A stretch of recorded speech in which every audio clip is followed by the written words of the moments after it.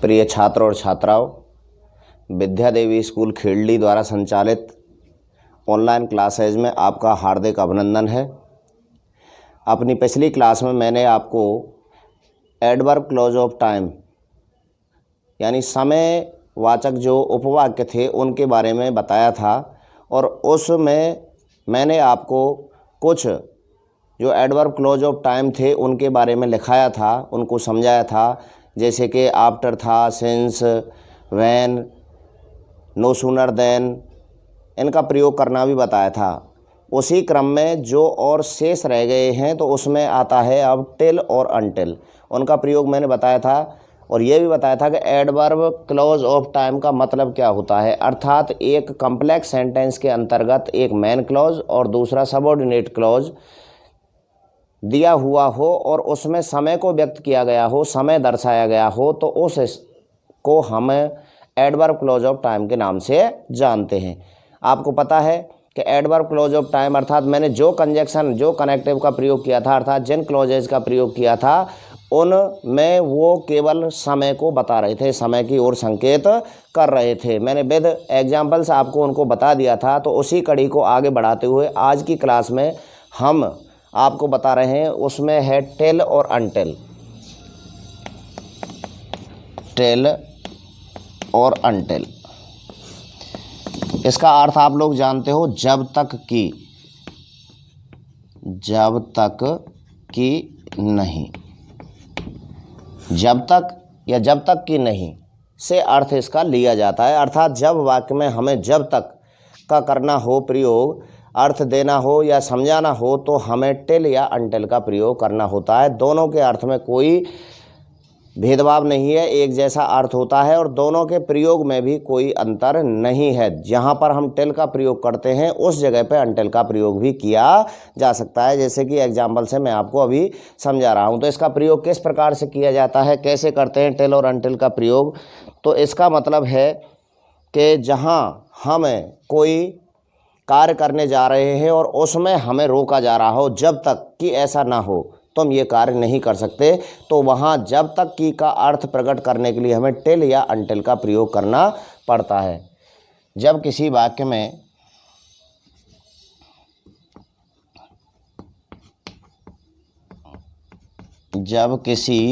में कार्य के प्रति बाध्यता प्रदर्शित की गई हो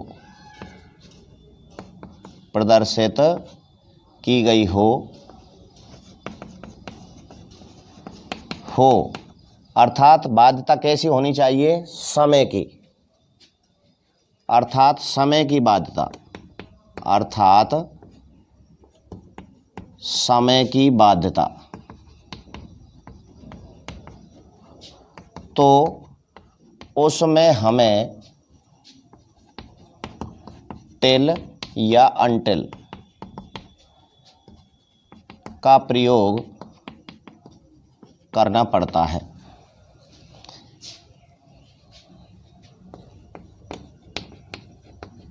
समझ गए? कैसी बाध्यता होनी चाहिए बच्चों, समय की, अर्थात जब तक ऐसा ना हो। जैसे कि देखिए एग्जाम्पल के तौर पे, wait here till the light change to green, wait here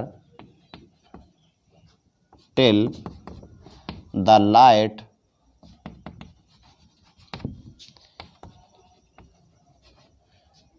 changes green,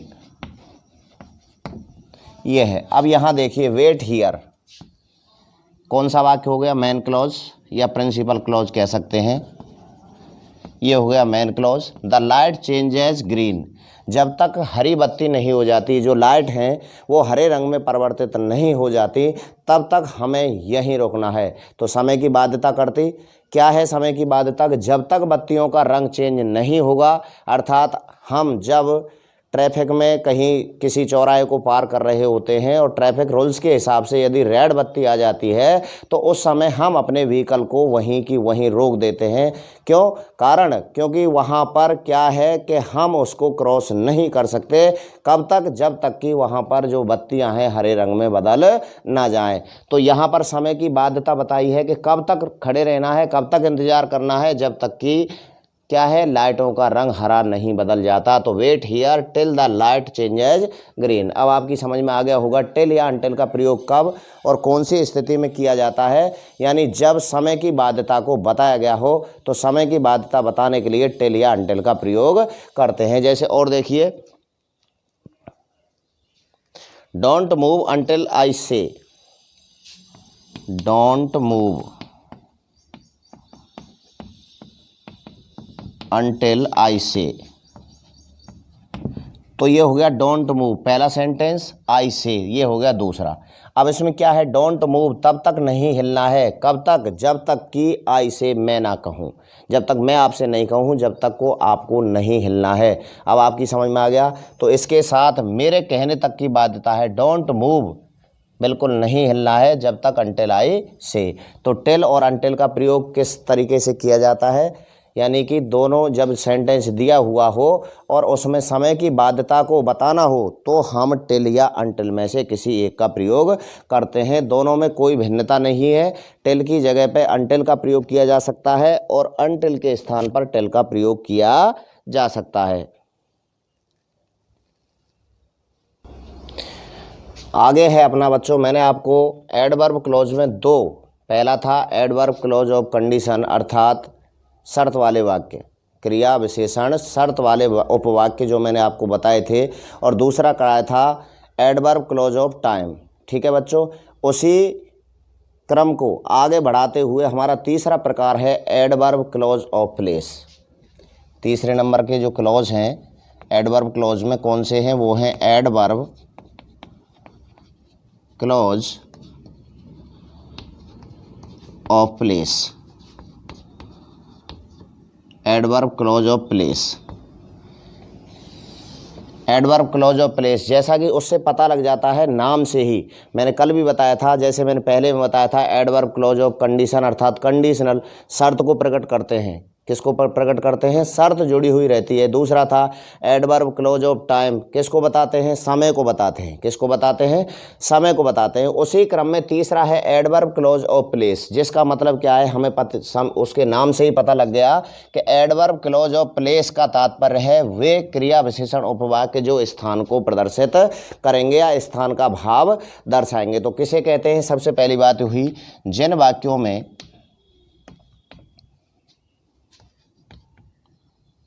जिन उपवाक्यों में किसी स्थान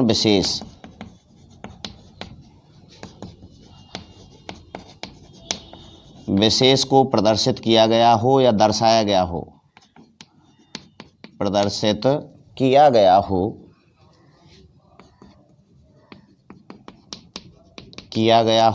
या दर्शाया गया हो, वे एडवर्ब क्लॉज ऑफ प्लेस किस श्रेणी में आते हैं? एडवर्ब क्लॉज ऑफ प्लेस की श्रेणी में आते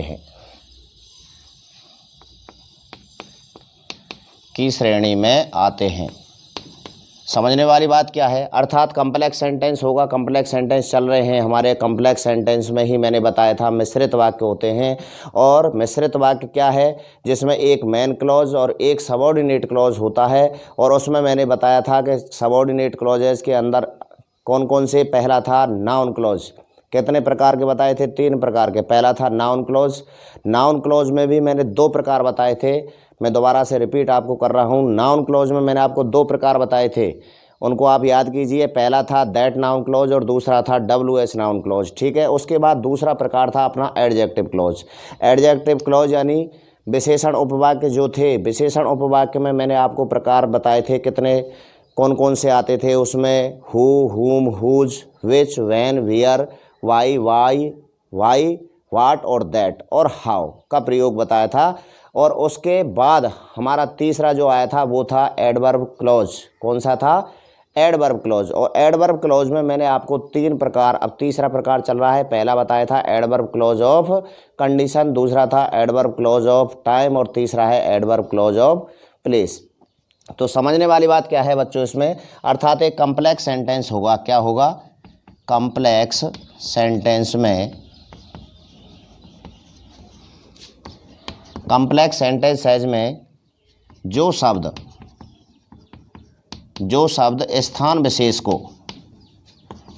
स्थान विशेष को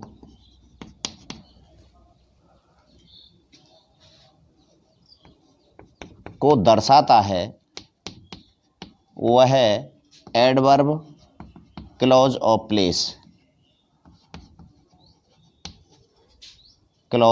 प्लेस होता है। अब आगे होगा समझ। सेंटेंस सभी कैसे हैं? कम्प्लेक्स हैं। और कम्प्लेक्स सेंटेंस आप जानते हो क्या होते हैं? जिनमें एक मेन क्लॉज और कम से कम एक या एक से अधिक सबऑर्डिनेट क्लॉज होते हैं। वो क्या होते हैं? हमारे कम्प्लेक्स सेंटेंस होते हैं। अब इसमें क्या है, जैसे कौन कौन से आते हैं, इसको आगे बढ़ाते हुए बताते हैं आपको हम कि भाई क्या आता है एडवर्ब क्लॉज ऑफ प्लेस में। तो इसमें जैसे वियर एवर, इसके अंतर्गत वियर जिसका अर्थ हम जहाँ से लगाते हैं। किससे लगाते हैं? जहाँ। वियर एवर, जहाँ कहीं भी। वियर एवर,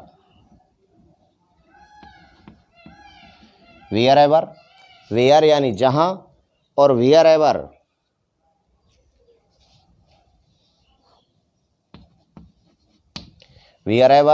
क्या होता है? जहाँ कहीं। एवरीवेयर और वेंस, वियर एवर जहाँ कहीं, एवरीवेयर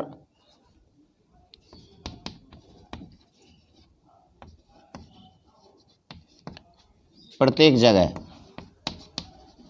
एवरीवेयर प्रत्येक जगह, एवरीवेयर प्रत्येक जगह। और उसके बाद है वेंस, जहाँ से।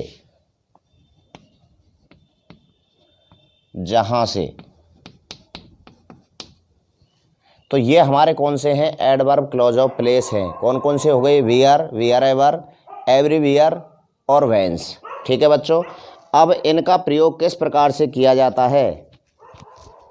एवरीवेयर, वेंस, वेदर का प्रयोग एक और है बच्चों, वेदर। क्या है? वेदर, WHITHER, वेदर, जिधर से, जिसका अर्थ होता है जिधर से। और यदि इंटरोगेटिव सेंटेंस में आए तो इनके ही अर्थ क्या लेने हैं हमें? वियर कहाँ, वियर एवर कहीं से, ठीक है। एवरीवेयर तो ये तो अपना वियर के ही साथ में लगा हुआ है। और वेदर किधर से, वेदर का अर्थ क्या होगा? किधर से। अब इनका प्रयोग करने के लिए क्या करना है हमें? एवरीवेयर, वेंस और वेदर का प्रयोग दोनों वाक्यों के बीच में किया जाता है। दोनों वाक्यों के बीच में किया जाता है, अर्थात 2 सेंटेंस आएंगे और दोनों वाक्यों के बीच में हमें इन तीनों को लिख देना है। कौन कौन से? वेयर नंबर 1, दूसरा है वेंस और वेदर। एक है वेंस और तीसरा है वेदर। तो क्या लिखेंगे? इनमें से वेयर कोमा, अगला क्या है? वेंस, और अगला, उससे अगला है वेदर का प्रयोग दोनों वाक्यों के मध्य में किया जाता है, मध्य में किया जाता है। समझ गए? यानी जो हमारे सेंटेंस आएंगे दोनों वाक्यों के बीच में हम क्या लिख देंगे? इन तीनों में से जिसका भी प्रयोग बताया हो, इन तीनों में से किसी एक को लिख देंगे और दोनों वाक्यों को ज्यों का त्यों उतार देंगे। दोनों वाक्यों को ज्यों का त्यों लिख दिया जाता है, लिख दिया जाता है। यानी कोई और अंतर या फेरबदल हमें उसमें नहीं करना होता। जैसे देखिए, Vikas carries the mobile he goes, विकास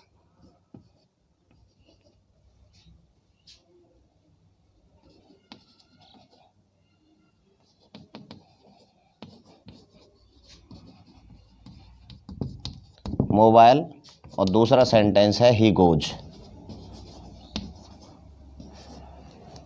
अब इसमें हमें प्रयोग करना है जहाँ कहीं भी, ठीक है, वियर एवर है, वियर एवर का प्रयोग करना है, वियर का करना है या वेंस का करना है, जहाँ से, ठीक है बच्चों। तो इसमें हमें क्या करना है, दोनों वाक्यों के बीच में क्या लिखना है,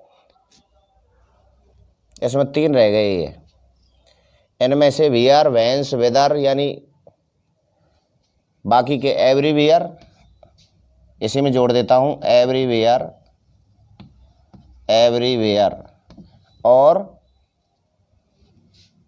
वियर एवर, जहाँ कहीं भी, वियर एवर, ठीक है। तो इन सब को ही क्या करना है, हमें वाक्य के बीच में लिखना है और वाक्य को, दोनों वाक्यों को ज्यों का त्यों उतार देना है। इसमें कोई परिवर्तन हमें नहीं करना होता। तो क्या बनेगा, आप देखिए, आगे लिखते हैं, हम इसको बनाते हैं, क्या बनेगा, विकास कैरीज द मोबाइल। अब मान लीजिए इसमें आता है कि एवरीवेयर से जोड़िए, किससे जोड़ना है, एवरीवेयर, एवरीवेयर से जोड़ना है, या हमें इसको किससे जोड़ना है, वियर एवर से जोड़ना है, किससे जोड़ना है, वियर एवर से जोड़ना है। तो क्या करना है, दोनों के मध्य में हमें, अगर एवरीवेयर से जोड़ना है तो एवरीवेयर लिख देना है, एवरीवेयर, और दूसरा वाक्य क्या है, ही गोज, ही गोज, यानी विकास मोबाइल को अपने साथ प्रत्येक जगह ले जाता है, जहाँ कहीं भी वह जाता है। आगे होगा समझ में। अगर मान लीजिए इसी को हमें किससे, वियर एवर से जोड़ना है, जहाँ कहीं भी, तो क्या लिखा जाएगा, Vikas carries the mobile, the mobile wherever, wherever he goes, he goes. क्या अर्थ हुआ, विकास मोबाइल को जहाँ कहीं भी जाता है अपने साथ ले जाता है। अब आपकी समझ में आ गया होगा क्या करना होता है कि वेयर, इनको छोड़ करके था ये, सॉरी ध्यान रखना, वेयर, वेंस और वेदर को छोड़ करके इन तीनों को, इनमें से इसकी बजाय एवरीवेयर, वियर एवर में का प्रयोग करना हो तो इनको हमें वाक्य के बीच में लिखना है और दोनों वाक्यों को ज्यों का त्यों उतार देना है। हाँ बच्चों, पुनः एक बार फिर बताता हूँ आपके लिए, यानी कि इनमें से किसी, जिससे भी प्रयोग करना हो आपको, उसको हमें वाक्य के बीच में जमा देना है। कभी कभी क्या होता है कि इनमें से जैसे वियर एवर है या वियर सो एवर है, तो ये वाक्य के प्रारंभ में भी आ जाते हैं। अगर वाक्य के प्रारंभ में लिखना है तो वाक्य से हमें पता लग जाएगा, यदि ब्लैंक दिया हुआ है कि हमें क्या कहाँ भरना है तो उसके वाक्य के प्रारंभ में हम उसको लिख देंगे, ठीक है। यदि वाक्यों को जोड़ना है तो वाक्य के बीच में हमें इसे लिख करके और दोनों वाक्यों को ज्यों का त्यों लिख देंगे। आगे देखिए, और एग्जाम्पल बताता हूँ, उससे आपकी समझ में आएगा कि आगे कौन से सेंटेंस में हम इसे आगे लिख सकते हैं। जैसे हमारे पास सेंटेंस दिया हुआ है, वियर एवर, जैसे मान लीजिए आ गया blank, I go, he goes, और यहाँ पर आ गया वियर एवर, वेंस, वेदर। इनमें से हमें एक सेलेक्ट करके और इसके बीच में लिखना है। तो यहाँ आई गो, ही गोज, तो यहाँ हमें अर्थ लेना है, किस अर्थ के हिसाब से, वियर एवर जहाँ कभी भी, वेंस जहाँ से, तो यहाँ अर्थ किसका लग रहा है सही, जहाँ कहीं भी मैं जाता हूँ वह जाता है, यानी जहाँ जहाँ मैं जाता हूँ वहाँ वहाँ वह जाता है। तो इसमें कौन सा आएगा, वियर एवर, किसका प्रयोग करना है, वियर एवर का प्रयोग करना है। Wear ever I go, he goes, जहाँ कहीं भी मैं जाता हूँ वह मेरे साथ जाता है। और देखिए जैसे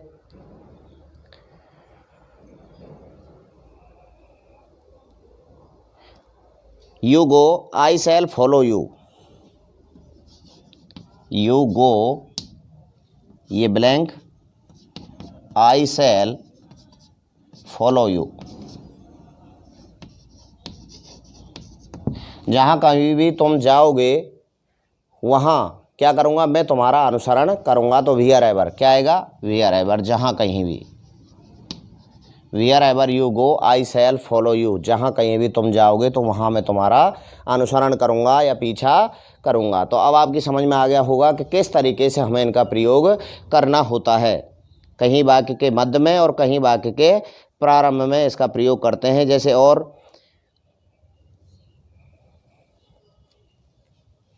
इसको मैं यहाँ से हटा दूँ, यदि आपने नोट कर लिया हो तो और समझाता हूँ। हाँ बच्चों देखिए, अब यहाँ पर जैसे ये एग्जाम्पल दिया हुआ है हमारे लिए, grapes will not grow, full stop, पहला सेंटेंस हो गया। देयर इज हैवी रेनफॉल, यानी ग्रेप्स विल नॉट ग्रो, अंगूर कहाँ पर नहीं बढ़ते हैं, नहीं उगते हैं। देयर इज़ हैवी रेनफॉल, जहाँ पर भारी भरकम बरसात होती है। तो यहाँ पर हमारे लिए प्रयोग करना है, जैसे लिख दिया सेंटेंस में आ गया, मान लीजिए री right the sentence using wear, wear का प्रयोग करते हुए हमें इस वाक्य को पुनः लिखना है। तो मैंने आपको पहले भी बताया था कि वियर का प्रयोग करते समय दोनों वाक्यों के बीच में वियर को लिख देते हैं और वियर से संबंधित यदि कोई शब्द आया हो तो उसको हटा देते हैं। तो यहाँ पर संबंधित शब्द हमारे लिए क्या दिया हुआ है, देयर। तो जब हम इस वाक्य को पुनः लिखेंगे तो क्या लिखा जाएगा, ग्रेप्स, देखिए grapes will not grow, will not grow where is heavy rainfall, rainfall, grapes will not grow where is heavy rainfall. यहाँ मैंने विल नॉट को कनेक्ट कर दिया, एक साथ लिख दिया वॉन्ट। तो grapes won't grow where is heavy rainfall, यानी जहाँ बरसात ज़्यादा पड़ती है, ज़्यादा गिरती है, वहाँ पर अंगूर नहीं उगते हैं। अगला है देखो, द डॉग फॉलोड हिम, कुत्ता उसका अनुसरण करता था। ही वेंट, जहाँ कहीं भी वह जाता था। री right the sentence using wear ever, तो हमें क्या करना है, मध्य में लिखना है। तो क्या आएगा, the dog followed him wherever he went। अगला ब्लैंक है, आई आस्क्ड हर, और मान लीजिए हमारे लिए इसमें ब्लैंक्स की पूर्ति करने के लिए whether, where, whence, wherever ये दिए हुए हैं, इनमें से हमें भरना है। तो हमें अर्थ के, केवल अर्थ के आधार पर ही इसकी पूर्ति करनी है। आई आस्क्ड हर, मैंने उससे पूछा। ही केम, कि वह कहाँ से आया है, वह कहाँ से आया था, मैंने उससे पूछा है। तो क्या आएगा, देखो अर्थ देखिए, वेदर किधर, वेंस कहाँ से, तो क्या आएगा इसमें, वेंस, वेंस ही केम। क्या आएगा बच्चों, वेंस ही केम। ये हमारी ब्लैंक की पूर्ति हो गई। तो अब दोनों प्रकार के वाक्य मैंने आपको समझा दिए। यदि वाक्य जोड़ने के लिए आता है तो हमें किस हिसाब से जोड़ना है, दोनों वाक्यों के मध्य में हमें क्या लिखना है, दोनों वाक्यों के मध्य में हमें जो हमारे एडवर्ब क्लॉज ऑफ प्लेस जो शब्द मैंने लिखाए हैं, जिसमें कौन कौन से मैंने अभी बताए थे आपको, एवरीवेयर आ जाए, वियर आ जाए, वेंस आ जाए, या वेदर आ जाए, वियर एवर आ जाए, तो दोनों वाक्यों के मध्य में हम अपने एडवर्ब क्लॉज ऑफ प्लेस शब्द को लिखेंगे और दोनों वाक्यों को ज्यों का त्यों उतार देंगे। लेकिन वियर वाले में मैंने अभी आपको बताया कि वियर से संबंधित शब्द को हटा दिया जाता है। तो क्योंकि वियर और दियर यानी वहाँ जहाँ, तो उससे संबंधित अर्थ है। जब एक अर्थ प्रदान करने के लिए हमें क्या करना है, दियर को वहाँ से हटा देना है और उसकी जगह पे क्या लिख दिया, वियर लिख दिया और पूरा वाक्य ज्यों का त्यों उतार दिया। तो अब आपकी समझ में आ गया होगा कि हमारा जो एडवर्ब क्लॉज ऑफ प्लेस है उसको हमें किस प्रकार से प्रयोग करना है। हाँ बच्चों, चौथा नंबर का जो अपना है, चौथे नंबर का है adverb clause of manners. Manners से हमें जैसे नाम से पता लग रहा है, मैनर्स यानी आचरण संबंधी, व्यवहार संबंधी, अर्थात वे क्रिया विशेषण उपवाक्य, क्रिया विशेषण उपवाक्य जो किसको, किसी के व्यवहार या आचरण को प्रदर्शित करते हैं। तो क्या हुआ, इसका मतलब क्या हुआ, वे कौन से? वे क्रिया विशेषण उपवाक्य जो, वे क्रिया विशेषण उपवाक्य, क्रिया विशेषण उपवाक्य जो हाउ का उत्तर देते हैं, हाउ का उत्तर देते हैं। समझ गए? हाउ का उत्तर, मैंने हाउ का यानी तरीका या कैसे प्रकार बताने के लिए हाउ का प्रयोग किया था। यानी हाउ आर यू, आप कैसे हो? हाउ आर यू, आप कैसे हो? आई एम फाइन, मैं बहुत अच्छा हूँ। समझ गए? तो वे क्रिया विशेषण उपवाक्य जो हाउ का उत्तर देते हैं, हाउ का उत्तर देते हैं। हाउ का उत्तर से समझ गए? हाउ आर यू, जैसे आप कैसे हो, तो उसका उत्तर क्या होगा? I am fine, I am very fine, मैं बहुत अच्छा हूँ। ठीक है बच्चों? या जो आचरण उत्तर देते हैं, या जो आचरण, व्यवहार, आचरण व्यवहार को बताते हैं, को बताते हैं एवं सबऑर्डिनेटिंग कंजक्शन, सबऑर्डिनेटिंग कंजक्शन से प्रारंभ होते हैं, से प्रारंभ होते हैं, उन्हें adverb clause of manners, adverb clause of manners के नाम से, मैनर्स या हिंदी में बोले तो क्रिया विशेषण, क्रिया विशेषण आचरण संबंधी उपवाक्य कहा जाता है।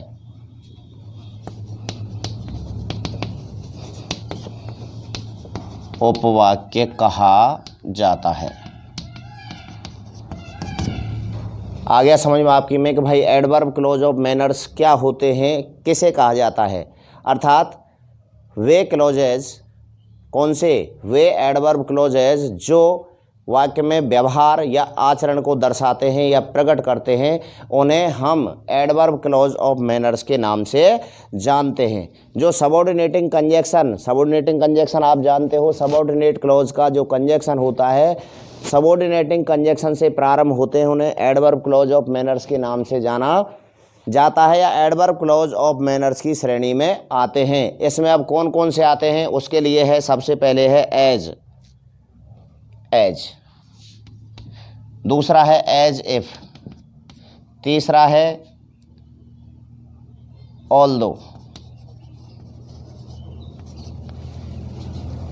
ठीक है बच्चों? कौन कौन से हुए? एज, एज इफ, एज दो। क्या है ये? एज दो, एज दो, एज दो। अब इनका प्रयोग किस तरीके से किया जाता है? एज, एज इफ, एज दो किससे प्रारंभ होंगे? अभी बता दिया। सबऑर्डिनेटिंग कंजक्शन कौन कौन से लगेंगे? अब इसमें ये क्लॉज हो गए, ये समझो, एज, एज इफ से और एज दो से। तो वाक्य में सीधे इससे ही प्रारंभ होता है। यानी जो सबऑर्डिनेटिंग जो वाक्य है हमारा, सबऑर्डिनेटिंग जो क्लॉज होता है वह इनसे प्रारंभ किया जाता है। तो जैसे देखिए एग्जाम्पल से आपकी समझ में आएगा। जैसे है हमारे सामने, मैं आपको बता रहा हूँ,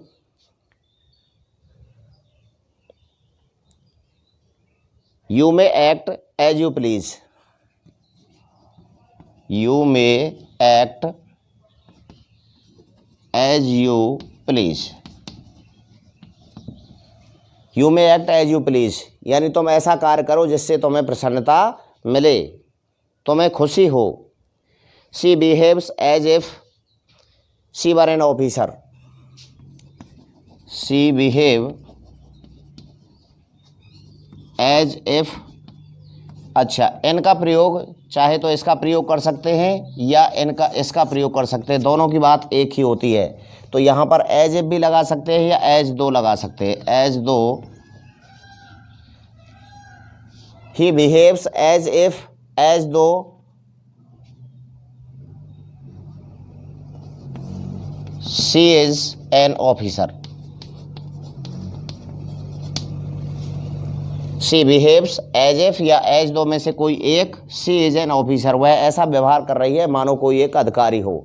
ठीक है, तो व्यवहार या आचरण को बताने वाले जो शब्द हैं, he was walking,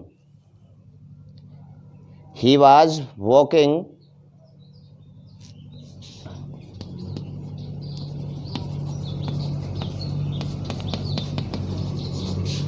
very fast, as if या एज दो,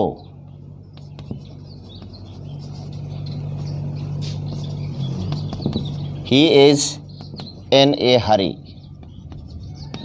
वह इतना तेज चल रहा था मानो वह किसी जल्दबाजी में है, यानी बहुत जल्दी में है, वह इतना तेज चल रहा है।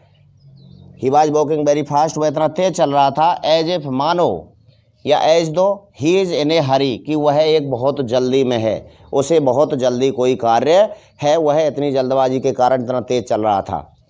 ठीक है बच्चों,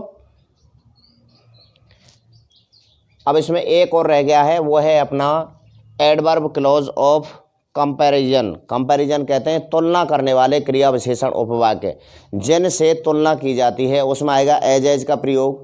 किसका है? एज का प्रयोग। ठीक है, तो अब आज की क्लास के लिए इतना ही काफ़ी है। अगली क्लास में हम आपको adverb clause of comparison, as, so as और द और दी का प्रयोग उसमें बताएंगे कि सो एज का प्रयोग या एज का प्रयोग किस प्रकार से किया जाता है। तो अपने जो आज मैंने आपको जो बताए हैं एडवर्ब क्लॉज ऑफ कौन कौन से, प्लेस और एडवर्ब क्लॉज ऑफ मैनर्स। ठीक है बच्चों, तो उसको आपको और अभ्यास करना है, जिससे आपकी समझ में अच्छे ढंग से आ जाएंगे। तो आज के लिए इतना ही काफ़ी है। Thank you.